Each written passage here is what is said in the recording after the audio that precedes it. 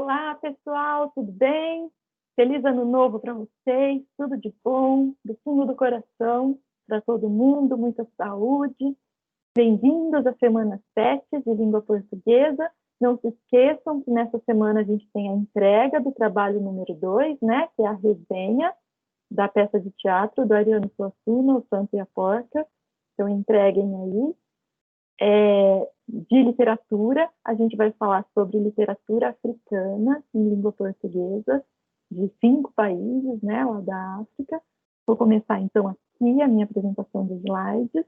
Pessoal, a literatura africana de língua portuguesa só aparece agora, quando a gente está falando de literatura contemporânea. Por quê?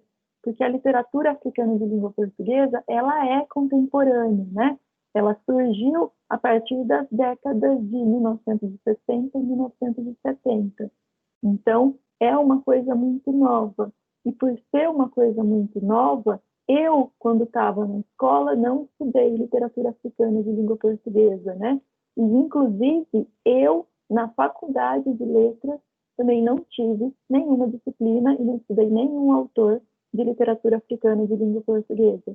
Então, vocês estão tendo esse privilégio, né, de conhecer, né, essa oportunidade de conhecer a literatura dos países africanos, né, que tem a língua portuguesa como língua oficial, como uma das línguas oficiais, né, e poder ter acesso a essas obras que são muito bacanas. Então, olha lá, quais são os países que falam língua portuguesa e que produzem literatura em língua portuguesa na África? Angola, Cabo Verde, Moçambique, Guiné-Bissau, São Tomé e Príncipe. São esses 5 países, todos foram colônia de Portugal. Literatura africana em língua portuguesa, características. É uma literatura tardia, né? Começou nas décadas de 1960 e 1970, é pós-colonial, surgiu depois que esses países conquistaram a sua independência de Portugal. Tem como temática a Guerra Civil, que aconteceu na década de 60 em alguns desses países, por disputas, né, entre tribos, disputas internas, né, que não tinham a ver com a colônia. E tem também como temática, né, essa literatura tem também como temática a independência desses países, né, que aconteceu ali por volta da década de 70. Outras características da literatura africana de língua portuguesa. Esses países sofreram quase 5 séculos de colonização, muito mais do que o Brasil. Eles são explorados economicamente até hoje. A gente vai ver que isso tudo está presente na literatura desses países. Aconteceram e acontecem muitas tragédias e muitas injustiças. E a literatura tem esse poder de denúncia, né, sobre todas essas injustiças que acontecem com as pessoas desses países. Características culturais e históricas. Então, a gente vai ver presente na literatura características da cultura e da história desses 5 países. E a gente vai ver que a literatura, assim como a literatura brasileira também já teve, né, tem uma fase de criação de uma identidade nacional. Então, eles querem falar sobre as coisas que pertencem a eles, né? Sobre a cultura deles, sobre a história deles, para criar na sua literatura uma identidade nacional, uma literatura própria desses países, uma literatura própria de Moçambique, uma literatura própria de Cabo Verde, uma literatura própria da Angola, uma literatura própria de Guiné-Bissau, uma literatura própria de São Tomé e Príncipe. Vou citar alguns autores para vocês, né? Pepe Tela, angolano, é um dos autores de maior destaque. Ele foi guerrilheiro na luta pela independência, que aconteceu nas décadas de 60 e 70, na Angola. Pepe Tela é o nome de guerra dele, né? O nome dele é Arthur, vocês vão encontrar o nome inteiro dele lá no nosso livro. Temas presentes na obra do Pepe Tela: luta, tribalismo, a divisão de tribos, né, na África, atuação política. Característica da obra do Pepe Tela: polifonia narrativa, vozes no texto.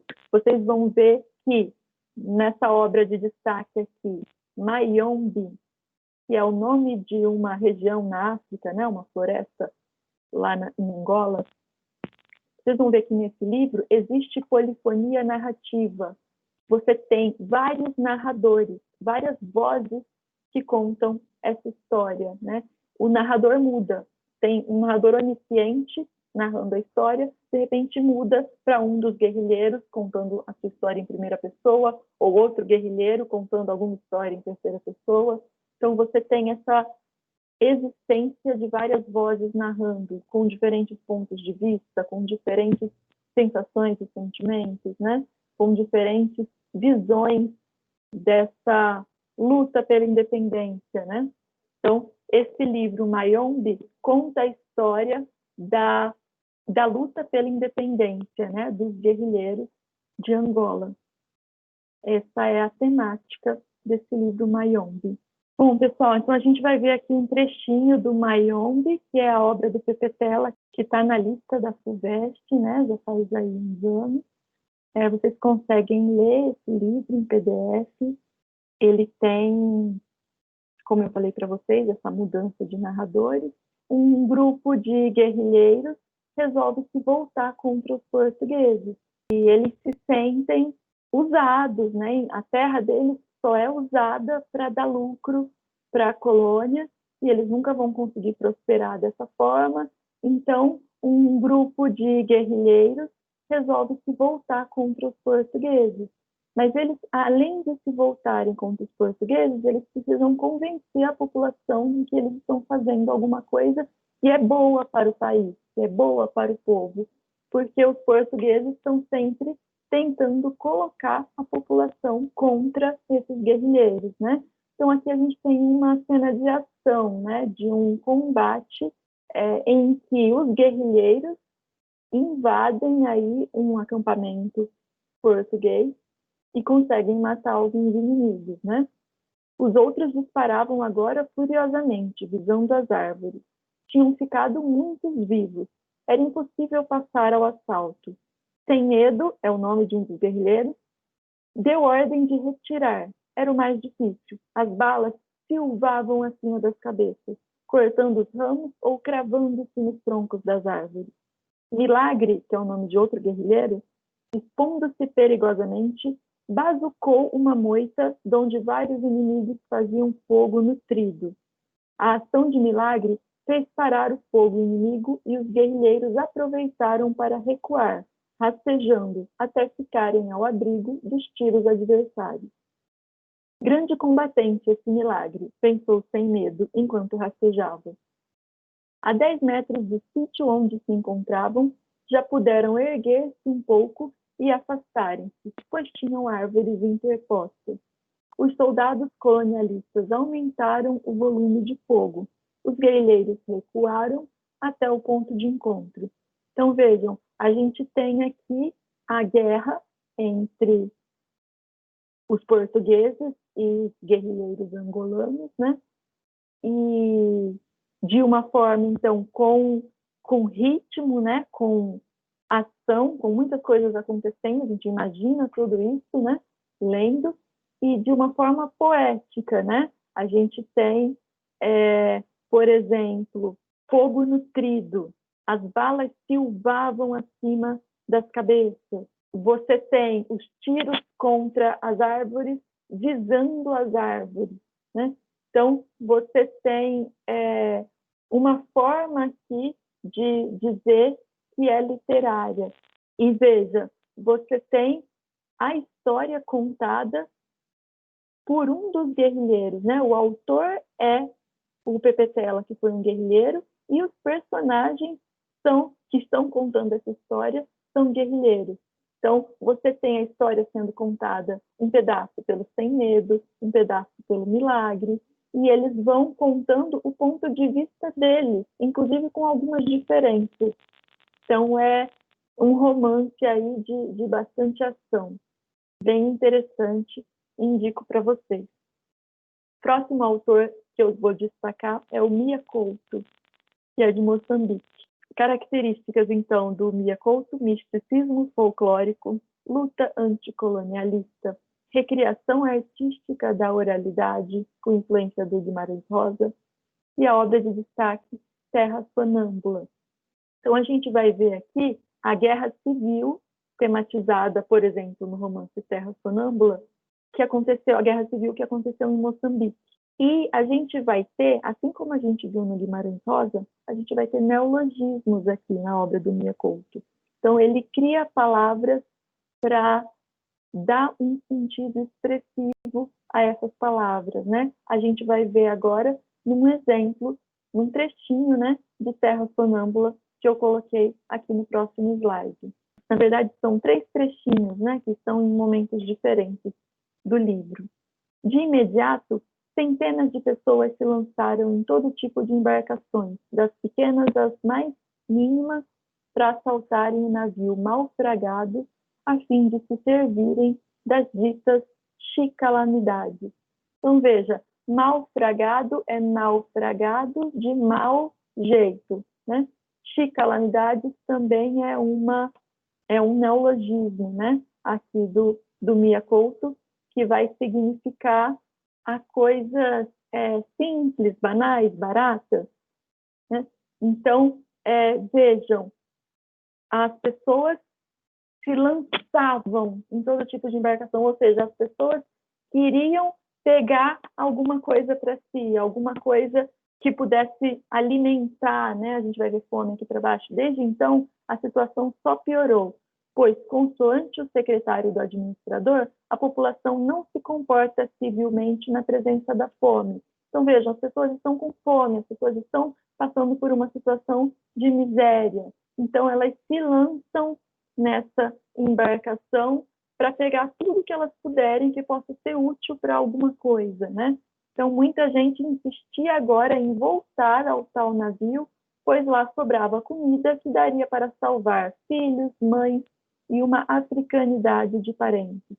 Então, africanidade também é uma palavra usada aqui com esse sentido de neologismo, porque ela está querendo dizer, na verdade, parentes africanos, né? Ela não tem... Ele pegou uma palavra que existe, mas usou num sentido estranho a esse sentido que existe, né? E aí ele deu um sentido expressivo. Aí é um outro trechinho. Hassani foi preso, sujado por 1000 bocas. Na prisão lhe bateram, chambocado nas costas, até que as pernas se exilaram daquele sofrimento que lhe era infligido. Perdeu o sentimento da cintura para baixo. Hassani passou as palmas das mãos pelas desempregadas coxas. Tinha sido apenas há dias que lhe abriram a porta da prisão. Ainda nem sabia bem se arrastar de mãos pelo chão. Por isso a sacudia, limpando as mãos que ele sempre aplicara nos documentos. Então, vejam, você tem aqui um prisioneiro sujado por 1000 bocas, ou seja, acusado, né, por muitas pessoas. Ele foi tão chambocado, ou seja, apanhou com um pedaço de pau nas costas, até que as pernas se exilaram daquele sofrimento que lhe era infligido. O que é isso? As pernas deixaram de sentir, né? Ele perdeu o movimento das pernas. Quando diz perder o sentimento da cintura para baixo, ele também está fazendo um neologismo, ó, porque sentimento aqui não está sendo usado no sentido de o que a gente sente, no sentido de, por exemplo, amor é um sentimento, né? Não, ele perdeu o sentimento, significa, ele deixou de sentir as pernas. Então, é essa a ideia. Mesma coisa de africanidade, né? As coxas ficaram desempregadas, né? Olha como que ele usa palavras de forma poética, né? De forma expressiva. É isso, esse livro é belíssimo, Terra Sonâmbula, é o livro mais famoso do Mia Couto, estará na próxima lista da FUVEST. Indico aí para quem quiser ler, também tem em PDF. Próxima autora de destaque, Paulina Chiziane, de Moçambique.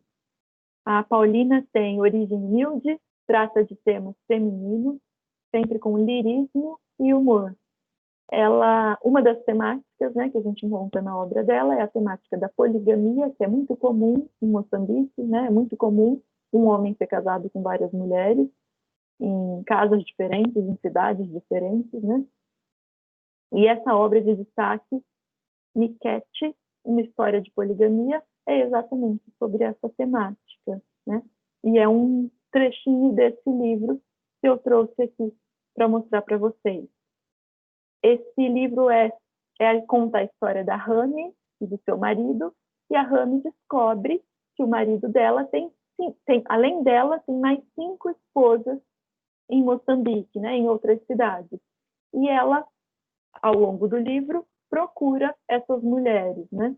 Procura essas outras famílias do marido. Essa é a temática principal. Trouxe aqui um trechinho para a gente ver como ela trata com lirismo, né? Como que ela trata com sutileza, com delicadeza as palavras, né? Rani, o que foi? O carro. Os seus braços movem-se como ondas mansas, prontas para abrandar o tumulto. Há emoção em cada gesto. Há um tom de piedade leve e dissimulado em cada olhar, que faz crescer em mim o sobressalto. Carro? Sim, o vidro. Vidro? Sim, o vidro do carro. Ah, quem foi? O Betinho. Hã? Do alto do céu desliza um punhal invisível contra o meu peito. Ganho a mudez das pedras. Estou aterrada. Consigo apenas suspirar. Ah, Betinho, meu caçulinha, aquele carro é de homem rico. O que será de mim? Veja, aqui, mais ou menos no comecinho do livro, a gente está tendo a apresentação da personagem, né? Então a gente vê que a Rami é a narradora, né? Uma narradora em primeira pessoa, está narrando a sua própria história, e o filho dela quebrou o vidro de um carro granfino, né? E logo depois disso tem a explosão, ela fica muito brava, quer dizer, aqui a gente vê essa poeticidade, né? Aí de repente a narrativa muda, ela explode, ela fica muito brava, ela quer punir o culpado por toda essa problemática que ela tem agora, né? De um carro do homem rico com o vidro quebrado, e ela vai até o quarto dele, porque ele já correu para o quarto, né? Ela vai muito brava até o quarto dele, e quando ela chega lá, e ela vai dar uma bronca nele, o que acontece? Ela vê que ele está todo molhado, ele fez xixi na calça de tanto medo. E aí ela se desmonta, né, dentro daquilo. E ela tem esse dilema, né, na vida dela, de o marido nunca estar presente para ajudar nas situações, etc. Também é um livro muito legal, também tem em PDF, indico aí que vocês procurem e leiam. Outros autores, que eu não vou destacar trechinhos aqui, Odjak, de Angola, José Eduardo Agualusa, de Angola, Germana Almeida, de Cabo Verde, Manuel Lopes, de Cabo Verde.